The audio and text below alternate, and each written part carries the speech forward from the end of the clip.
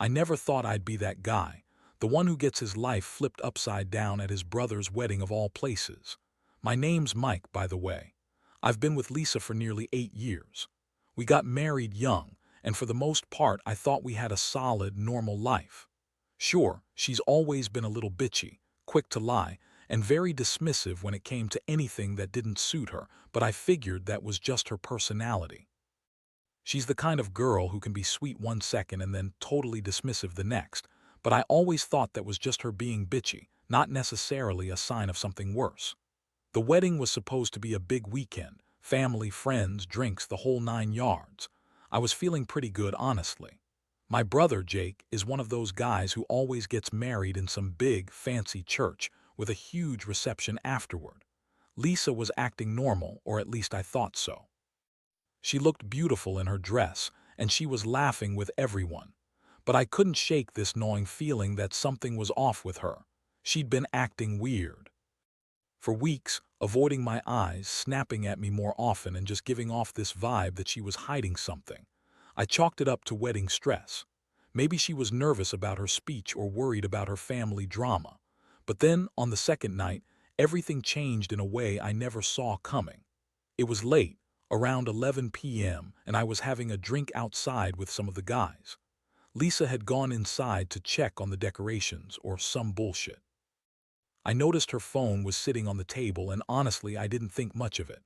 I was drunk enough not to care about snooping until I saw a text pop up. It was from some guy named Mark, and it said something like, "Can't wait to see you tonight. Meet me in the usual spot after the reception." I froze. My stomach sank like I'd just been punched in the gut. Mark was her boss, her supervisor at her job. I knew she worked late sometimes, but this seemed different.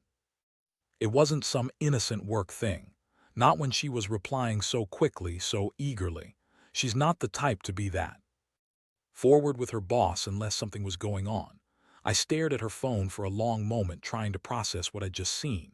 I felt sick. Betrayal hit me hard, but at the same time I was furious. I didn't want to make a scene then and there, not at the wedding. But I knew this wasn't just a one-time thing. It was ongoing, and she had been lying to my face about everything. I had no idea how long this had been going on, but seeing that message, I knew I'd just uncovered something huge. I didn't confront her that night. Instead, I stayed silent, pretending everything was fine while my mind raced through all the possibilities. The next morning was hell. I watched her act like nothing was wrong, like she hadn't been sneaking around. She was bitchy as usual, snapping at me when I asked how she slept. I wanted to scream at her to ask why she was doing this, but I kept my cool, at least outwardly. Inside, I was a mess. I kept replaying that message over and over, wondering what the hell I did wrong, why she'd cheat on me, and how. I could have missed the signs. I felt betrayed, humiliated, and angry all at once. The wedding was supposed to be a celebration, but it turned into the start of a nightmare I couldn't wake up from. After that morning, I couldn't focus on anything else. The wedding was still going on, but I was already somewhere else in my head, trying to piece together what I'd just seen. I didn't want to jump to conclusions, but every instinct told me that Lisa was lying about something. She always did when it came to little things, but this was massive. I kept thinking about her bitchy attitude, how she'd snapped at me the night before, and now I knew why. She had been hiding something or someone. That afternoon, I decided I had to know the truth. I waited until Lisa was busy talking to family, and I quietly snuck into her purse to look for more evidence. I wasn't proud of it, but I was desperate. I found her phone and started scrolling through her messages. It didn't take long before I saw more proof, texts from Mark, explicit messages, and photos of them together. Not just talking, actual pictures. Of them kissing, her in bed with him, and even some of her topless in a hotel room. I couldn't believe what I was looking at. My wife, the woman I trusted with everything, was cheating on me with her boss during my brother's wedding. I felt my stomach twist again, but this time with pure rage. I didn't want to just confront her then and there. I needed a plan.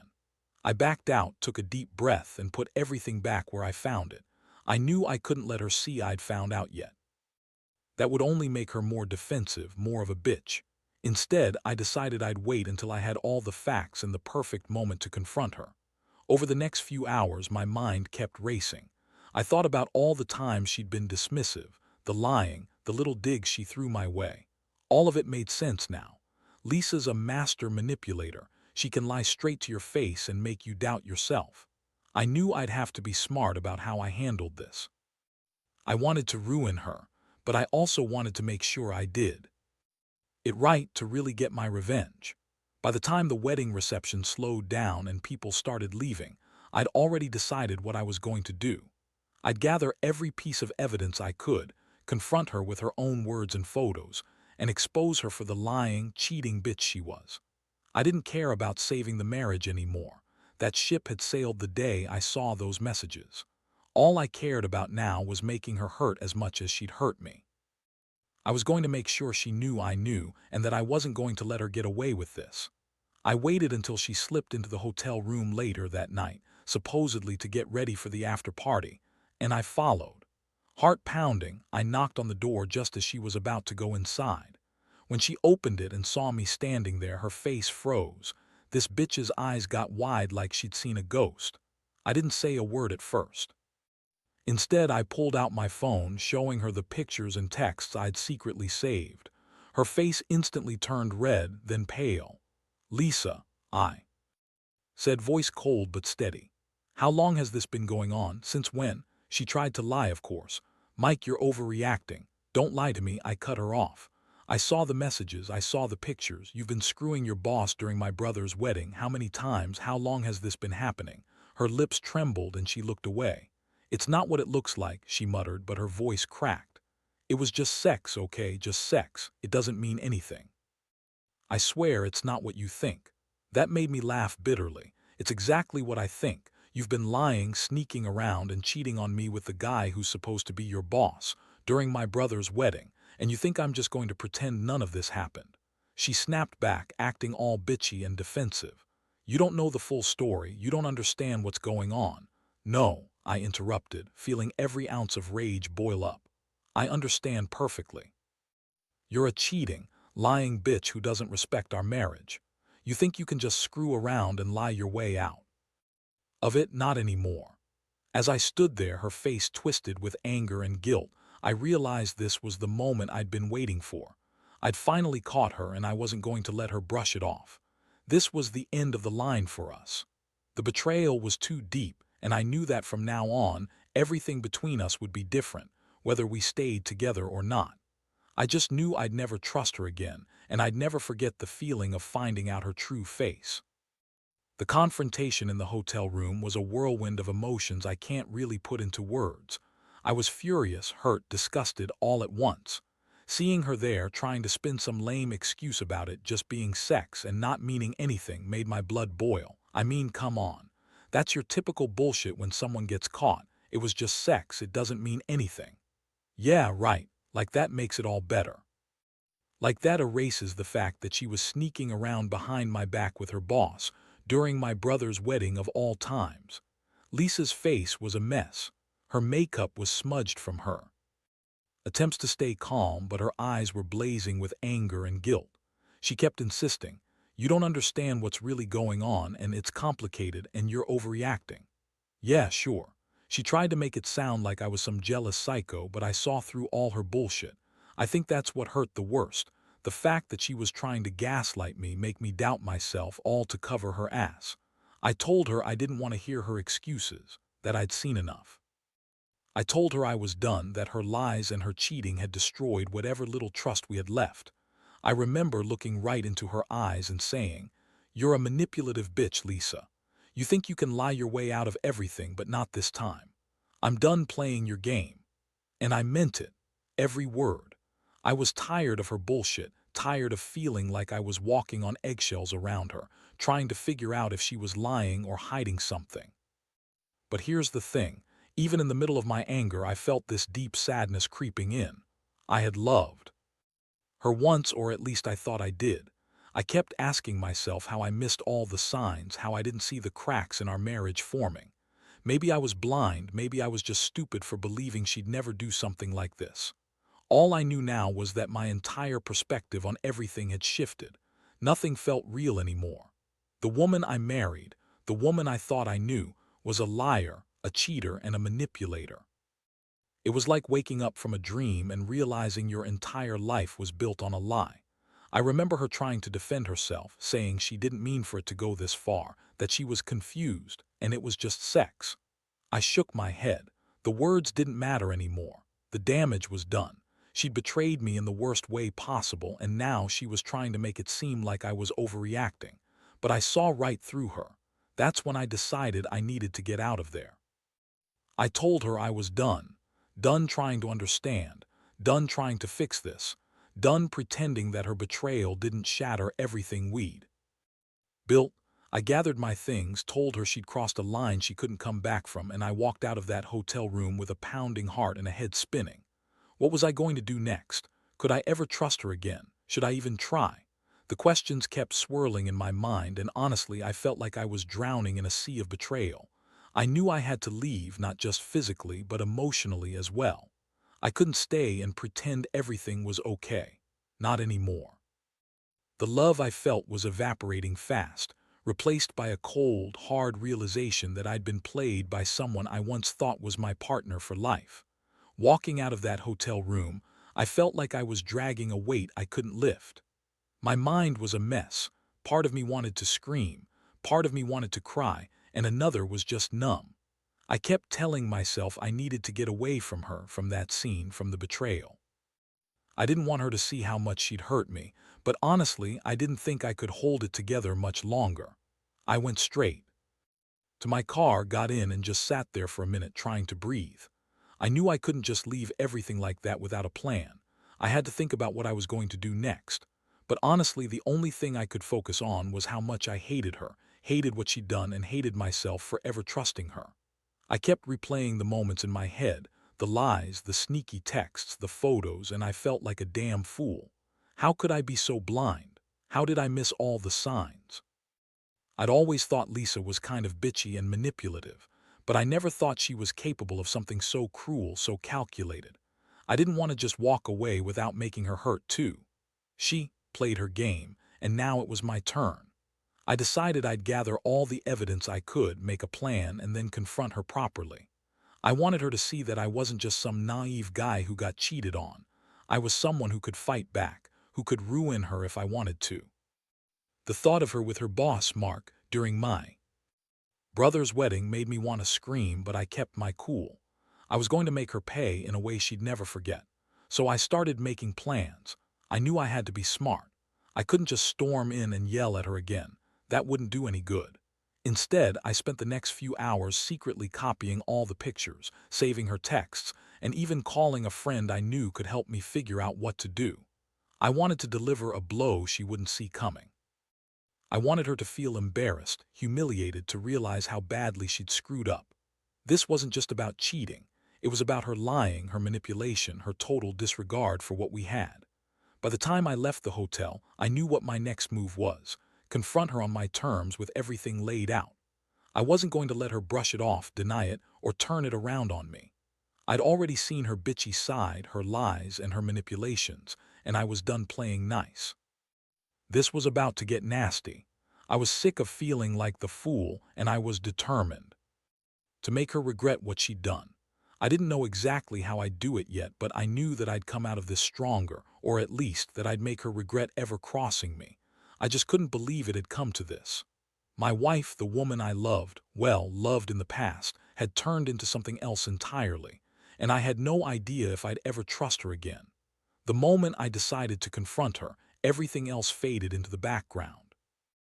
I knew I had to be careful. If I rushed in without a plan, she'd just lie her way out of it, as she always did. I took a deep breath, tried to steady my shaking hands, and started gathering everything I had. The photos, the texts, everything I could find. I wanted her to see that I wasn't bluffing. This wasn't some petty argument. It was her complete betrayal, and I was going to expose her. That evening, I waited until she was back in the apartment, probably thinking she was safe or that I was too hurt to do anything. I didn't want to give her the satisfaction of seeing me upset. No, I wanted her to feel cornered, vulnerable. When she came in, I was already sitting on the couch, her phone and my laptop open on the coffee table, showing her the evidence I'd collected. She looked surprised, then annoyed, and finally furious. "You've been spying on me," she spat, trying to act all bitchy and defensive, crossing her arms. "You're crazy, Mike. This isn't what it looks like." "Oh, I think it is," I said, voice cold but steady. "You've been screwing your boss during my brother's wedding. Tell me, Lisa. How long has this been going on? Weeks? Months?" Her eyes flickered, then she tried to brush it off, saying, "It's just sex, okay? It didn't mean anything. I was confused. You don't understand what's really going on." I cut her off. "No, Lisa, I understand perfectly. You've been lying, sneaking around, and cheating on me with Mark. During the wedding, no less. And now you're trying to tell me it's no big deal." She was trembling now, her bitchy attitude slipping for a moment. "You don't get it, Mike. You're just jealous. I don't want this to ruin everything, but ruin everything." I interrupted, my voice rising. "You're the one who screwed everything up. I trusted you, I loved you, and you went behind my back, lied to my face, and had sex with your boss. That's not just some mistake, that's betrayal, and I don't know if I can ever forgive you for it." Her face twisted into a sneer. "You don't get to judge me. You're not innocent in all this." That was the last straw. I looked her straight in the eyes and said, "You're right. I'm not innocent, but I'm not the one cheating, lying, and playing games." "You're done, Lisa. I want out. I want a divorce." She looked stunned for a moment, then her bitchy mask returned. "Fine. Do whatever you want. I don't care. I've got my career, my life. You're not going to ruin me." I didn't say anything else. I knew I had to leave to get out of that apartment before I lost my mind. I grabbed my keys, my phone, and everything I needed. I told her she'd burned her bridges, that I'd never trust her again. As I walked out, I felt a strange mixture of relief and emptiness. The betrayal hit hard, but at least I finally knew the truth. I didn't want to be with someone who could lie to my face, cheat during my brother's wedding, and then act like it was nothing. That was the moment I realized I was better off alone than with someone so toxic. And honestly, I knew I'd never forget what she did, no matter how much time passed. It's a wound that's going to stay with me, but at least I'm free now. Free from her lies, her manipulation, and her bitchy attitude. After I left her that night, everything felt like it was in slow motion. I spent the next few days in a daze, trying to process what had happened, trying to make sense of it all. I didn't sleep much, kept replaying that moment in the hotel, her face twisted with guilt and rage. The betrayal cut deep, and I knew it would take time to heal if I ever really could. But what surprised me most was how quickly I started to feel this weight lifting off my shoulders. The lie, the deception, they were gone. I was finally free from the nightmare she created. I stayed with my brother for a few days after, just to get some space, clear my head. He was shocked when I told him what happened, but he was supportive, more than I expected. I realized I had a lot of people in my corner, even if I'd been blindsided by the woman I'd trusted most. Over time, I stopped replaying every detail, started focusing on rebuilding my life. I knew I needed to move on, but I also knew I'd never forget what she did. That kind of betrayal leaves scars, some visible, some hidden deep inside. Looking back, I learned a lot from this experience. Trust is fragile, and sometimes people you love can turn out to be the biggest manipulative liars. I also learned that revenge isn't necessarily about hurting someone else, but about reclaiming your own strength. For me, that meant cutting her out of my life completely. No contact, no second chances. I realized I deserved better. I deserved someone who wouldn't lie, cheat, and manipulate me just to get what they wanted. The most valuable lesson I took away is that you can't control what others do, but you can control how you respond. I could have stayed and fought, tried to fix what was broken, but I knew that would only mean more pain. Instead, I chose to walk away, to protect what little self-respect I had left. I still feel the sting of betrayal, but I also feel a strange sense of relief now. I'm finally free to start over, to rebuild my life on my own terms. To anyone reading this who's going through something similar, trust your instincts. Don't ignore the signs, no matter how small. When someone shows you who they really are, believe them. And don't be afraid to fight for yourself. Sometimes walking away is the bravest thing you can do. I can't say it's easy, but I can say it's necessary. Life goes on, and eventually the pain fades. What remains is the knowledge that you survived, that you took back your power. And that, in the end, is what really matters.